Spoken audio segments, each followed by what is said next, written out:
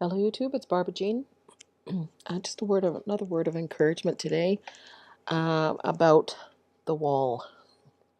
And I want to encourage the President of the United States, Donald Trump, the President-elect, who is the next President of the United States. And I encourage him to build that wall. I encourage every Christian to pray for the wall, that it will be built. I wanted to bring up some scriptures. So I'm going to read a couple of scriptures for you.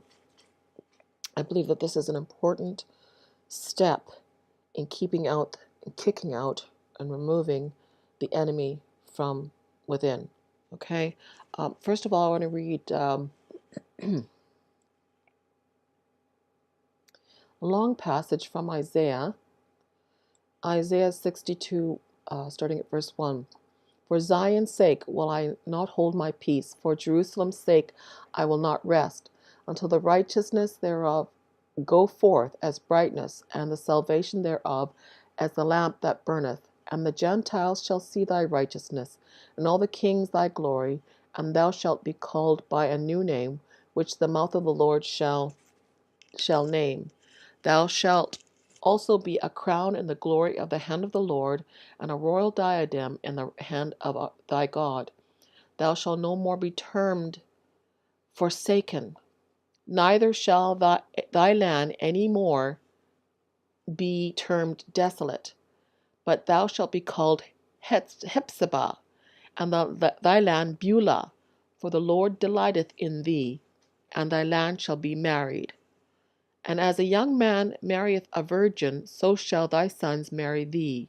And as the bridegroom rejoices over the bride, so shall thy God rejoice over thee. I have set watchmen upon thy walls, O Jerusalem, which shall never hold their peace day or night. Ye that make mention of the Lord, keep not silent, and give him no rest till he establish, until he make Jerusalem a praise in the earth. I also want to read Isaiah 60, two verses from Isaiah 60, starting at verse 18. Violence no more shall be heard in thy land, wasting nor destruction within thy borders. But thou shalt call thy walls salvation, and thy gates praise. Okay, and this is Isaiah 60, continuing in verse 19. The sun shall no more thy light by day, neither for brightness shall the moon give glory unto thee, but the Lord shall be unto thee an everlasting light, and thy God thy glory. The sun shall no more go down, and neither shall the moon withdraw itself, for the Lord shall be thine everlasting light, and the days of thy mourning shall be ended. And I want to read something from Song of Solomon, in chapter 8, verse 8 and 9, 9 through 10. 8 through 10. We have a little sister, and she hath no breasts. What shall we do for our sister in the day when she shall be spoken for? So it's saying this is a conversation between the bridegroom and the bride, and they're talking about a younger sister, an immature young woman who's physically not matured for marriage. So they're gonna observe this younger sister. And if she be a wall, verse 9, if she be a wall, we shall build upon her a palace of silver. And if she be a door, we will enclose her with boards of cedar. I am a wall, and my breasts like towers. That then was I in his eyes as one found favor. Okay, so basically this is a conversation between the bride and bridegroom, Jesus Christ, and his church, his bride. And they are talking about a younger sister who they're protecting or watching over. If she proves to be a wall, of someone who does not allow the enemy in, who is not influenced by outward forces, but has strength, inner strength, she is a wall, fortified wall. She will be honored. She will have cities of, she will have cities of silver. We will build upon her a palace of silver.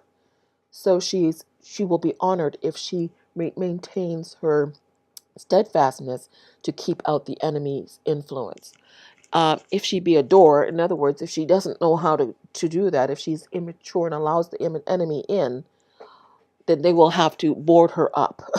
Basically, she won't have that same honor. She will not be an honorable vessel. So they're going to have to watch over this younger sister. Then the bride it declares and says, I am a wall. I am a wall, and my breasts are like towers. Towers are what you put on the ends of a wall so that those watchmen can watch the enemy if it approaches. So the bride is saying, I am a wall. And I am watching to keep the enemy out. Okay. Um, Also, I wanted to mention Nehemiah. You can read the whole entire book of Nehemiah. Nehemiah has 13 chapters. Basically, um, the wall is actually the theme of the entire book of Nehemiah. And it's the struggle between the cupbearer of Ahasuerus or Xerxes, king of Persia, who is married to Esther, Queen Esther, the king of Babylon. He was the king of Persia, of Babylon. He was the ruler of the world at that time. And his queen was Queen Esther, who the enemy almost destroyed. Her and her people, the enemy almost came in and annihilated the queen and her people, which were the Jewish people. And this Gentile king married Esther, not knowing she was Jewish, and as a result, when the enemy showed his face, showed his true colors, the king removed the enemy and saved the people of the Hebrew people, the Jewish people. And this Nehemiah in this book was given a commission by the Lord because his heart became heavy. Sometimes when the Lord wants you to do something, He puts a burden on your heart. He puts a burden on your spirit, and causes you to be mournful for something to take place, or to be your spirit becomes grieved over a situation. In this case, Nehemiah, who was the cupbearer of King Xerxes or Ahasuerus, he became burdened for Israel, for the people of Israel who had no wall, and this wall was allowing the enemy to come in, kill, steal, and destroy at their pleasure, because the kingdom of Israel it was still weak. It didn't have any power, strength. It didn't have an army that could fight the enemy off properly. So Nehemiah was burdened about this situation. He was in Babylon and Persia. He couldn't do anything about it, and so but the Lord put this burden on his heart, and as a result of this burden, he brought the topic up to Xerxes, and King Xerxes gave him the commission to go back to Israel and build a wall. And the whole book of Nehemiah is a struggle between Nehemiah trying to get this wall built and the enemy trying to hinder him and stop him. Very much reminds me of what's happening in America right now. They don't complain so much about the Canadian border, because the Canadian border is much better protected because the Canadian customs are much more stringent than the Mexican uh, uh, country in the south of America.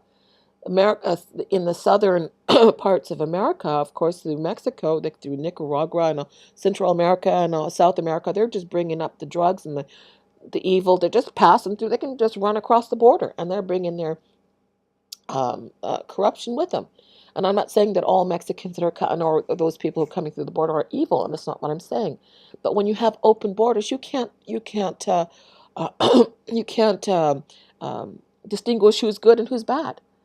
And a country has a right to protect itself, just like the church has the right to protect itself. We are supposed to be walls. We're supposed to keep out the evil one. We're supposed to be able to discern those who say they are apostles and are actually not. They're wolves in sheep's clothing. We have to learn how to keep our barriers up and have our towers up and our watchmen on the wall, which is why we need the church of Ephesus, or that color, the strength of it.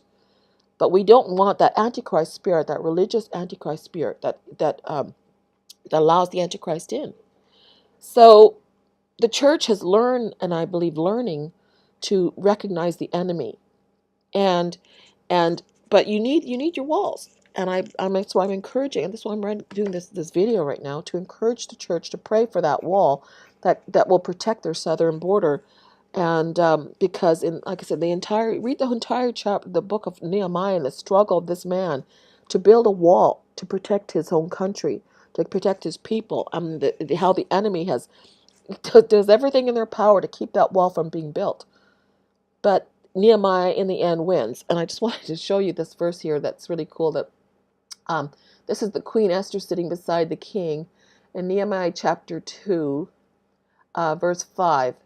And I said unto the king, if it please the king, and if thy servant have found favor in thy sight, that thou wouldst send me unto Judah, and unto the city of my father's sepulchre, that I may build it.